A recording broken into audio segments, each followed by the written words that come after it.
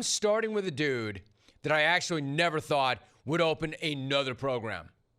Now, you could call him Mr. Heartbreaking and Devastating. That's devastating. Heartbreaking.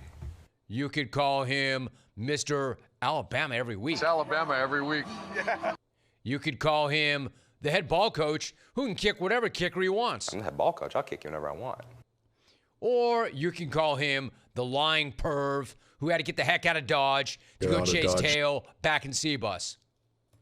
Of course, I'm talking about Pervin Liar, Urban Meyer.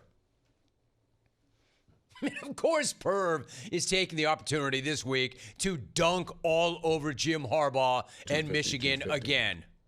And you know what? Say what you will about Perv, and I've said plenty, but it's impossible to deny that he utterly and completely owned Jim Harbaugh while he was at Ohio State. That's a fact.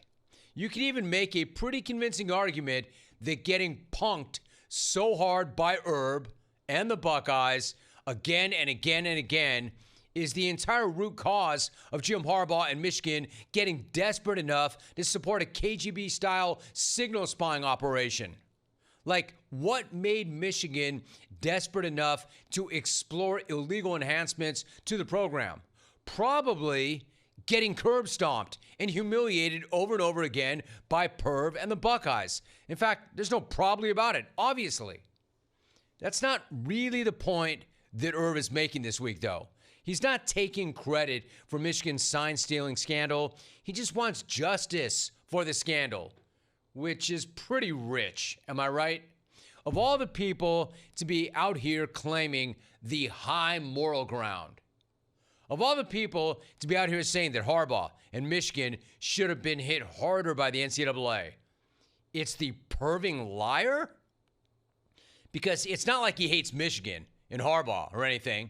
It's not like he doesn't have an axe to grind or anything. The craziest thing about it, though, is he actually kind of sort of has a point. Hear Perv out on this. He just fired Jim Tressel. For you look back now, it was nonsense why that happened. It was players exchanging memorabilia for tattoos. Think about that for a minute. They hired someone from the NCAA to look into it. They came back to me and said, this looks like it's only going to be probation. And then I asked Dr. Gee, Gordon Gee, and Gene Smith, any chance that we're going to lose a bowl game or scholarships, because I wasn't going to take the job. That's usually a death nail. And they assured me, no, I take the job, contract unsigned. 2 weeks later, Gene Smith comes to my office and says, we got a problem. I said, what's that? He said, the NCAA just took 9 scholarships, 9, and that's a big hit. And then also, your team cannot go play in a bowl game. They took a bowl game, and there's no championship game, et cetera. The worst thing is every senior could leave without punishment. I've lived it. The NCAA is no longer an enforcement entity. Listen to Pervin bravely speaking out against the injustice. I mean, speaking truth to power. It's completely ridiculous. And yet most of what he's saying is actually pretty valid, especially comparing the Michigan scandal to an Ohio State scandal that has aged like curdled milk. They ran Jim Tressel out because players were exchanging memorabilia for ink, memorabilia for tattoos, and they took away a postseason from a 12-0 team the following year. I mean, what a brutal, brutal punishment for something that really wasn't that serious and had nothing whatsoever to do with football. So the Buckeyes didn't cheat the games. They didn't cheat at all. They just used their NIL to be compensated before getting compensated for NIL was allowed. So it's definitely fair to wonder, how the hell does Michigan get off with a slap on the wrist and some fines when the Buckeyes had to give up an entire postseason? The answer is also in that Urban Meyer clip. He's right when he says the NCAA is no longer an enforcement entity. That is true. They really can't impose anything at all anymore. That's also right. And it makes me think of this famous internet meme. Heartbreaking. The worst person you know just made a great point. It's kind of how I feel right now. Even if it's the last person anybody wants to hear making this point, my instinct also is to say, sit down, perv. You're not wrong, but still, sit down. You can't be the moral authority here. You can't be the moral authority anywhere, even if you do have a point. Nobody wants to hear it from you. Perv.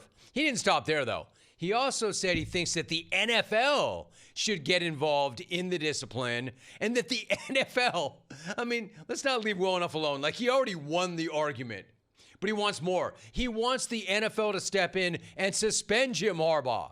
Quote, there's an elephant in the room here that no one's talking about. When Jim Tressel was fired by Ohio State and he was given a suspension, Roger Goodell came out and said that we're going to honor that suspension. The Colts, because of the respect they had for the NCAA and the suspension, suspended Jim Tressel. So he was unable to perform his duties for the first 6 games of that year. End of quote. All right, so that part is true. Tressel did serve a 6-game suspension with the Colts, but as Herb says, the Colts handed down the suspension, not the league. And there's literally 0.0% chance that the Chargers or the league would ever consider suspending Harbaugh. So that's a moot point. It's just not realistic. Pete Carroll was never suspended by the Seahawks or the NFL, and Jim Harbaugh is never going to be suspended either by the league or the team. Look, Tressel got done dirty. There's no doubt about that. But that's not really what the, quote, elephant in the room is here. The elephant in the room here is that Urban Meyer harbored a serial killer at Florida. Maybe he hadn't killed anybody to that point, but he would get there. Also, an alleged serial domestic abuser at Ohio State. Also, skipped out on a Jaguars team flight to throw on a Buckeye pullover and play some grab ass at his chop house in Columbus. Also, physically kicked his professional kicker and also was the single worst head coach in NFL history. There is your elephant in the room. Never mind the elephant in the room. That's a stampede of elephants in the room. And that's why, as valid as some of his points are, they're also worth nothing. In fact, less than nothing. But it's not remotely surprising that he's out here dunking all over Jim Harbaugh and Michigan again. It's like there's no denying that he absolutely did own Harbaugh. He did. And Michigan when he was at Ohio State. And there's no denying that he is right about the NCAA. It's not an enforcement entity anymore. They've got no real power. And that whole tattoo memorabilia scandal looks ridiculous. I mean, sure, ridiculous. A different time, but not kind of ridiculous, really ridiculous. Kind of ridiculous compared to what Michigan got away with.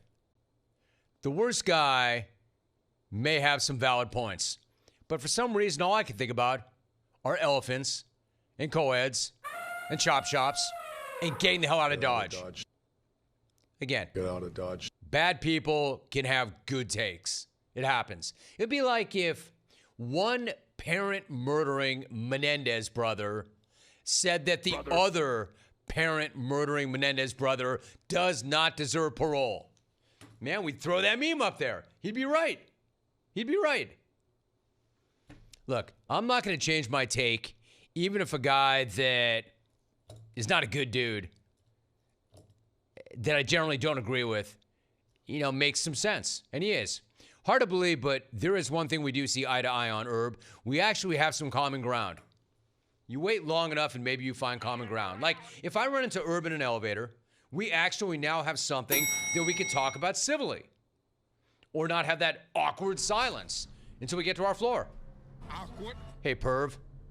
Hey, Rome. Going to the fitness center? Yep. Man, that Harbaugh. I mean, the hell is up with that anyway? Herb flashes a smile. Right? Right? Finally, Rome. You got something right.